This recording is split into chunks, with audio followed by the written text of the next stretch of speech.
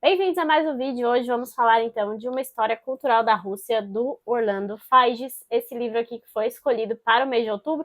Na verdade, ele seria do mês de junho ou julho, se não me engano. Fiz uma troca ali, avisei para vocês aí durante o ano, mas estava na minha lista de 12 livros para 2023. Está aqui mais um cumprido dessa lista. E esse livro foi uma grande jornada, né? A gente leu na nossa turma de literatura russa do Cubiettos. Eu li em aproximadamente aí uns 6, 7 meses, pelo menos. Ele é um livraço, né? Um grande livro mesmo. E foi uma jornada muito edificante, foi um livro incrível. Eu gostei muito desse formato, essa forma de contar a história de um povo por meio de sua cultura, por meio dos seus escritores, dos seus músicos, enfim. A escrita do Fages é muito fluida, é muito tranquila, ele é um autor muito bom e é muito fácil aprender com ele, né? Então, para quem tem interesse na Rússia, para quem quer saber mais sobre esse povo, sobre esse país tão vasto, tão diferente, esse aqui é um livraço que com certeza é muitíssimo recomendado. Em alguns momentos ele vai ficar um pouco mais cansativo, sim, mas isso é mais pela minha percepção pessoal do que pelo livro em si, pela grandiosidade do livro. Porque como ele se propõe a contar a história cultural, ele vai tratar de todos os aspectos da cultura, né? Arte, música, compositores, escritores, enfim, ele tem toda essa vasta quantidade de informações que são colocadas nesse livro. Nem todas são do meu grande interesse e é por isso que para mim ficou um pouco cansativo em algumas partes. Mas isso não tira de modo algum a indicação desse livro que eu faço aqui, porque ele realmente é um grande livro e eu gostei demais dessa leitura. Bom, eu vou tentar falar um pouquinho sobre cada capítulo para não me alongar tanto, mas inicialmente já no começo do livro aqui ele explica qual que é a proposta, né, desse livro, da história cultural.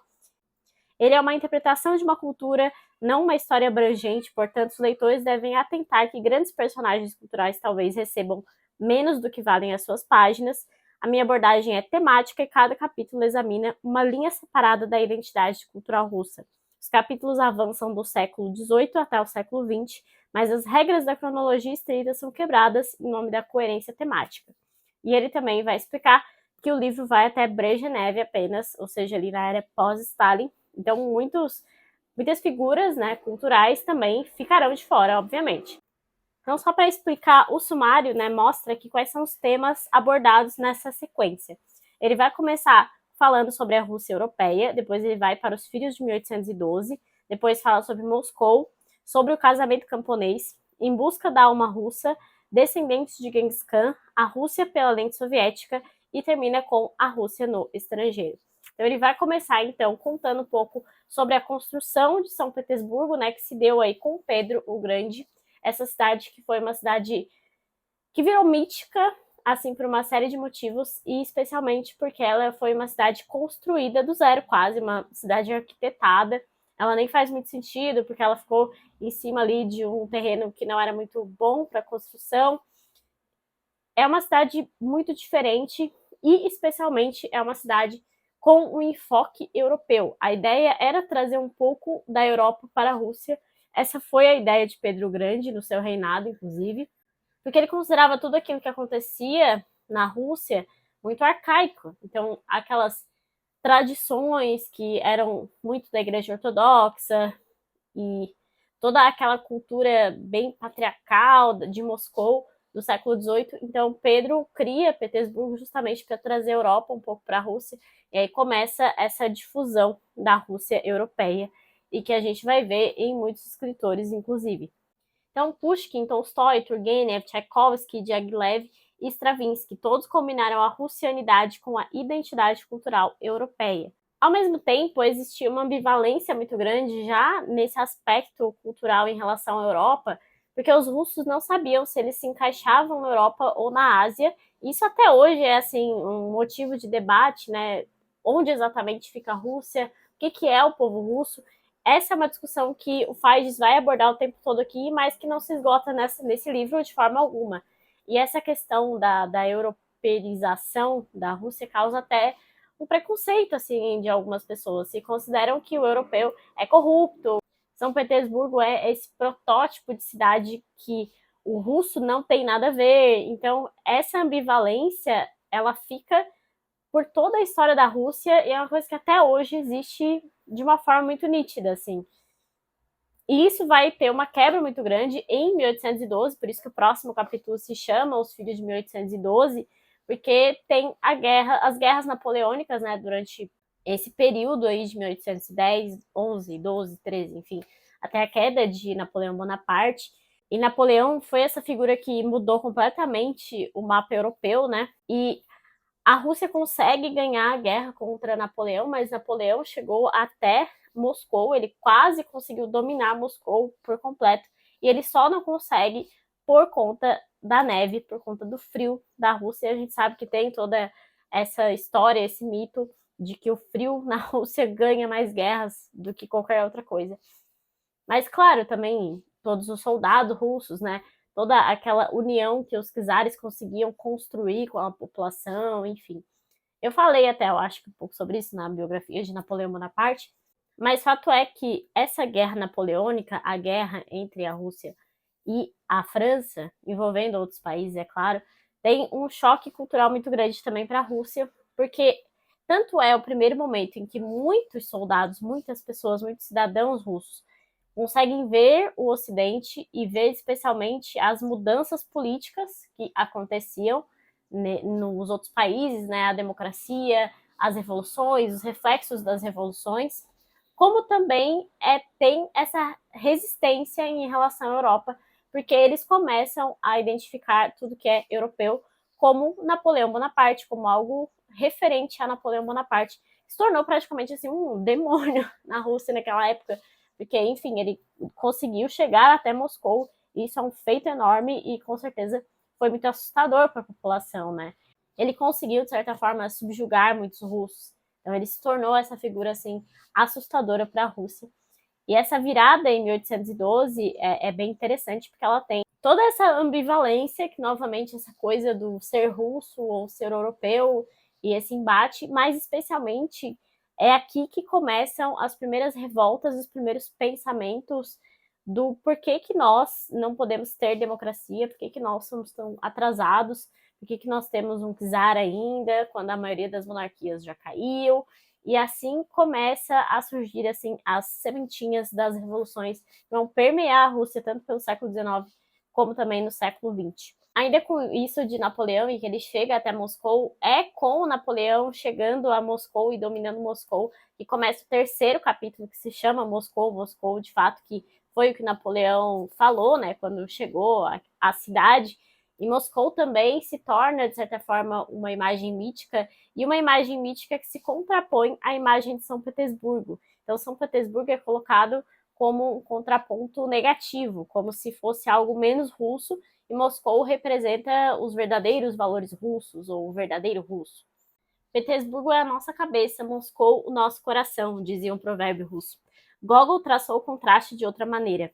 Petersburgo é um tipo de pessoa exata e meticulosa, um perfeito alemão, e olha tudo de um jeito calculado. Antes de dar uma festa, confere a contabilidade. Moscou é um nobre russo e quando quer se divertir faz tudo até cair e não se preocupa com quanto tem no bolso. Moscou não gosta de meias medidas. Petersburgo gosta de implicar com Moscou pela falta de jeito e de bom gosto. Moscou repreende Petersburgo por não falar russo. A Rússia precisa de Moscou. Petersburgo precisa da Rússia. E é curioso, porque tem tanta essa coisa com os alemães, né? Porque veio muito o alemão para a Rússia, em decorrência principalmente de Catarina Grande, que é depois de Pedro Grande, né? Tem essa influência de pensadores alemães. E a gente consegue ver isso, quem tem contato com a literatura russa consegue ver que tem alguns estereótipos, tanto de alemães como também de franceses, né? Porque por conta dessa europeização da Rússia, ainda com Pedro Grande, se tem essa língua francesa muito presente na educação das pessoas. Então, aparece muito assim expressões que são francesas na própria língua russa que foram adaptadas, foram incorporadas também. Então, tem ainda essa influência de outros países que é até estereotipada em muitas obras. A concepção literária de São Petersburgo como lugar estrangeiro e artificial se tornou lugar comum depois de 1812, quando a ânsia romântica de um modo de vida mais autenticamente nacional tomou conta da imaginação literária. E aí começa essa coisa do verdadeiro russo, que vai ser o principal mote dos eslavófilos. E a gente fala muito sobre isso quando vai tratar de Dostoiévski, né? Porque Dostoiévski era um eslavófilo, e o eslavófilo também tem muita relação com a própria Igreja Ortodoxa, essa coisa da Rússia ter um chamado especial, um chamado divino, que precisa levar a Igreja Ortodoxa para o resto do mundo, e é uma coisa bem mítica mesmo. E o tempo todo vai tratar sobre religião nessa obra também, justamente porque a religião tem uma ligação muito próxima com a cultura russa e também essa coisa do mítico vai muito além assim da explicação. E até fala como é diferente em relação ao Ocidente, que o Ocidente buscou trazer a razão à religião, enquanto que a Rússia não, a Rússia buscou realmente o mítico e deixou o mítico como algo inalcançável na questão da religião. E aí, nesse lado eslavófilo, essa coisa do verdadeiro russo, nós temos o próximo capítulo, que se chama O Casamento Camponês. E aqui nós vamos ter essa busca pelo camponês como algo puro, como a pureza a ser buscada por todo russo, e como o camponês sendo o russo de verdade. Isso a gente vê muito em Tolstói. A grande maioria das obras do Tolstói tem essa carga de procurar a pureza no camponês. Vocês podem ver isso, até recentemente falei sobre A Morte de Ivan Ilitch, e a figura camponesa que tem nessa obra é a figura pura e boa por natureza. Tem muito disso em Tolstói. Tanto é que é nesse capítulo que ele vai trazer um subcapítulo praticamente inteiro só sobre a vida de Tolstói e suas ideias. E a vida de Tolstói foi cheia de contradições e ele nunca conseguiu decidir se devia se tornar camponês ou continuar nobre. Por um lado, adotava a cultura da elite da aristocracia. Guerra e Paz é um romance que se regozija com esse mundo. Houve épocas, enquanto trabalhava nesse romance épico, como o dia que uma das escolas de aldeia fechou em 1863, em que desistiu dos camponeses, considerando-os um caso perdido. Não eram capazes de se instruir nem de serem compreendidos. Quem já leu Ana Karenina sabe também, tem todo esse peso do camponês na obra como um alvo a ser atingido. Tolstói tenta isso a vida inteira e não conseguiu até o final de sua vida, né? O próximo capítulo se chama Em Busca da Alma Russa.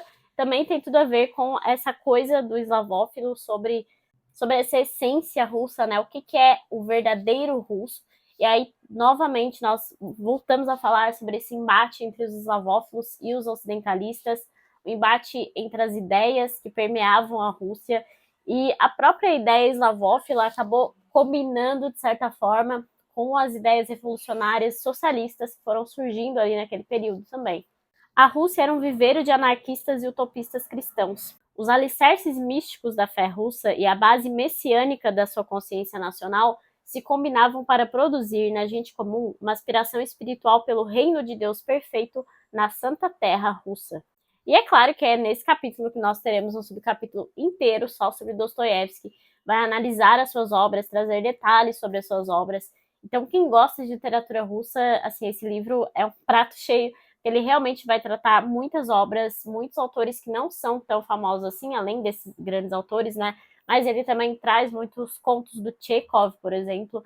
E o Chekhov, nessa obra aqui, me fez ficar com ainda mais vontade de ler as obras dele, de fato, de buscar os livros do Chekhov, porque ele parece um cara muito racional, assim, no meio de um turbilhão de ideias. Então é bem interessante a forma como ele trata o Chekhov aqui. Sobre Dostoiévski, ele vai falar muito sobre essa relação de Dostoiévski com a religião. Eu acho que ele tratou de uma forma, assim, irretocável. Dostoiévski era um homem que ansiava pela fé. Ali estava a questão fundamental proposta por Dostoiévski, não apenas no romance em que ele está tratando ali, como em toda a sua vida e obra. Como acreditar em Deus se o mundo criado por ele era tão cheio de sofrimento? Era uma pergunta que se sentia forçado a fazer ao olhar a sociedade em que vivia. Como Deus poderia ter feito a Rússia? Dostoiévski era um nihilista arrependido, como se descrevia, um ateu infeliz que ansiava por encontrar uma fé russa. Os romances de Dostoiévski podem ser lidos como um discurso aberto entre a razão e a crença, no qual a tensão entre os dois nunca se resolve por completo. Acho que não tem uma forma melhor assim de descrever os romances de Dostoiévski além dessa frase aqui, né? Aqui o que eu comentei sobre essas bases revolucionárias na própria religião, né? Toda a revolução social na Rússia estava fadada a ter base espiritual, e até os socialistas mais ateus tinham consciência da necessidade de dar conotações religiosas às suas metas declaradas. E aqui vai falar mais um pouco sobre Tolstói também, porque Tolstói foi bastante perseguido pela igreja, né, por esses ideais, E tolstoísmo, assim, que foi praticamente uma religião criada, assim, pelo Tolstói, era meio que uma mistura, assim, desse socialismo utópico com esses ideais religiosos anti-guerra, anti-morte, enfim. É toda uma questão bem complexa e bem diferente daquilo que nós estamos acostumados a lidar no Ocidente. O próximo capítulo também é bem interessante, embora ele seja um pouquinho mais difícil, assim, para quem não tem tanto contato com a história da Rússia, que é os descendentes de Genghis Khan, porque a Rússia passou muito tempo sob domínio do Império Mongol, foi o maior império da história, e esse capítulo aqui vai focar em mostrar as bases asiáticas que tem na Rússia, uma coisa bem diferente, né, bem fora, assim, do que nós estamos acostumados a ler, especialmente por estar no Ocidente, por ter pouco contato com a cultura asiática, né, de uma forma geral mesmo. Por exemplo, uma das coisas que ele vai citar nesse capítulo é a palavra russa para inércia, que é Oblomovshina, que vem do nobre e ocioso do romance Oblomov, de Goncharov, que passa o dia inteiro deitado no sofá e sonhando. O símbolo do Oblomov era um roupão que tinha referências à cultura asiática. E aí o Oblomov se tornou um monumento cultural à imobilidade asiática da Rússia. Lenin usou a palavra quando se frustrou com a dificuldade de reformar a vida social russa. O velho Oblomov está em nós, escreveu em 1920. E ainda por muito tempo precisará ser lavado, limpo, sacudido e bem espancado para que algo venha dele. O próximo capítulo se chama A Rússia pela Lente Soviética, e esse é o capítulo mais difícil de ler, porque é o mais irritante, porque a gente vê aqui a cultura foi construída na era soviética, pré-revolução, e também nesse momento pós-revolucionário, já nos anos 20, 30, e ele deixa nítido assim uma linha do tempo em relação à arte do período soviético.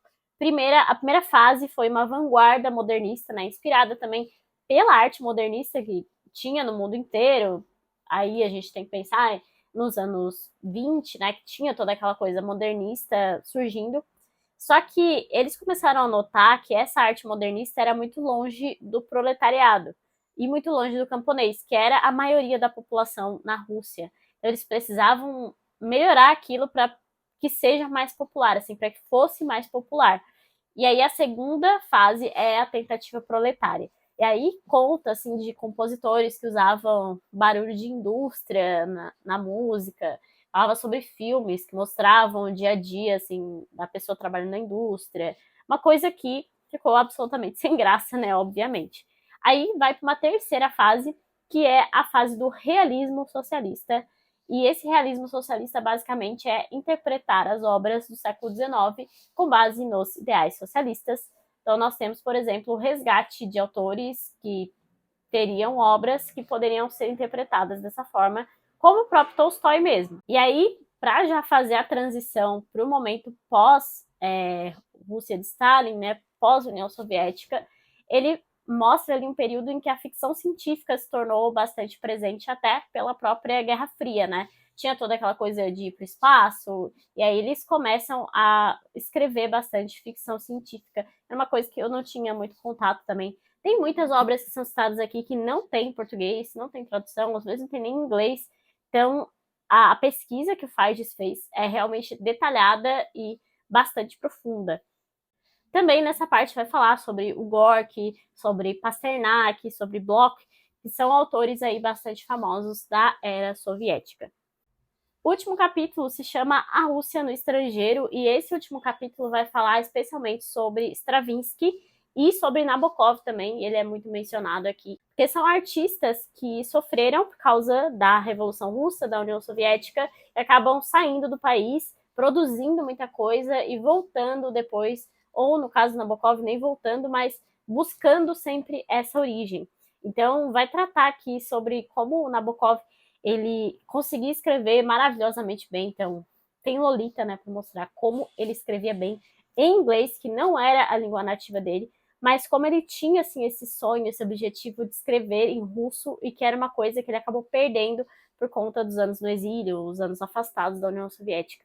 O Stravinsky, ele consegue voltar para a Rússia no final da vida e as últimas páginas da obra da narrativa mesmo da obra, né? Fora as fontes, aqui no final também tem uma cronologia que é bem interessante aqui. tem de um lado os fatos históricos e do outro lado os fatos culturais. Enfim, é uma obra assim, bem rica, bem completa mesmo.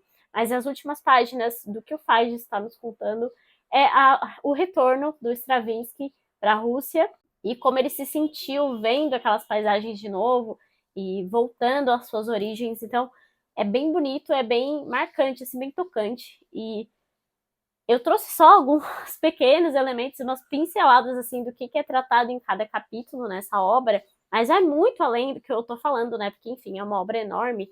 Mas o que fica mais de legado, assim, da leitura desse livro é como a cultura russa é rica e como ela é multicultural mesmo, assim, em si mesma. Tem várias culturas diferentes ali, várias coisas que subsistem ao mesmo tempo e que a gente tem que buscar ter essa visão mais ampla mesmo. E nós, como brasileiros, acho que conseguimos ter um pouco mais de noção disso, né? Porque nós também temos isso, temos culturas diferentes subsistindo no mesmo espaço que acabam se mesclando.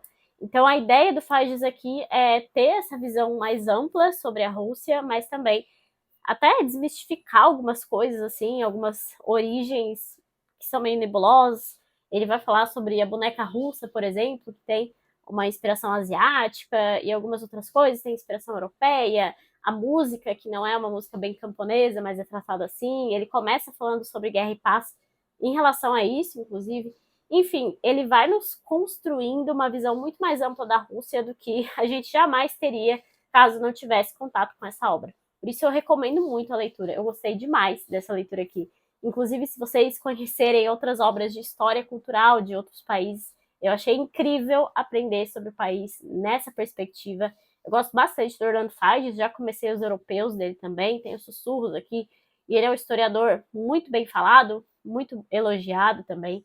Claro que ele vai colocar alguns momentos aqui de opinião, e você vê que é bem sutil mesmo, mas isso em nada reduz assim a grandiosidade dessa obra e como esse livro é cheio de informações e muitíssimo interessante. No caso, você tem interesse pela história da Rússia, eu recomendo assim de olhos fechados a leitura desse livro aqui. É isso, espero que não tenha ficado tão grande, espero que vocês tenham gostado aqui dessa resenha. Se vocês gostaram do vídeo, deixem uma curtida, deixem aí seus comentários do que vocês acharam. Lembre-se de se inscrever aqui no canal, que isso me ajuda bastante. E até o próximo vídeo.